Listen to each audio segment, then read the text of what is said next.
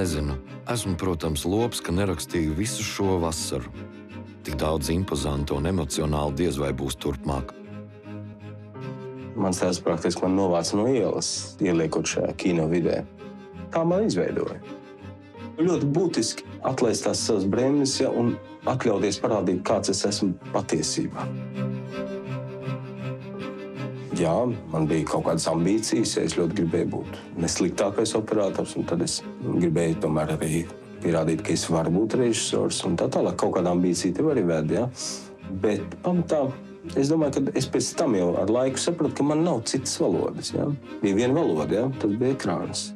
Kaut kas ir pareizi meklēts, bet vai vispār ir iespējama šī simbioze? Dokumentālā publicistika un līdz jutekliskumam novesta tēlainība.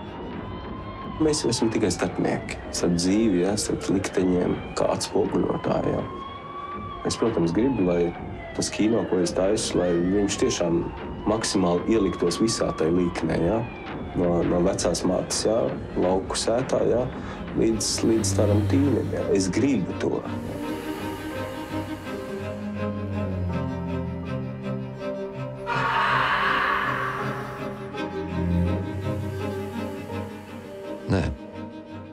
Neesmu kļuvis mazāk pārliecināts par sevi.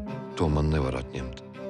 Arvien biežāk man ir sajūta, ka mēģinu noķert nenoķeramo.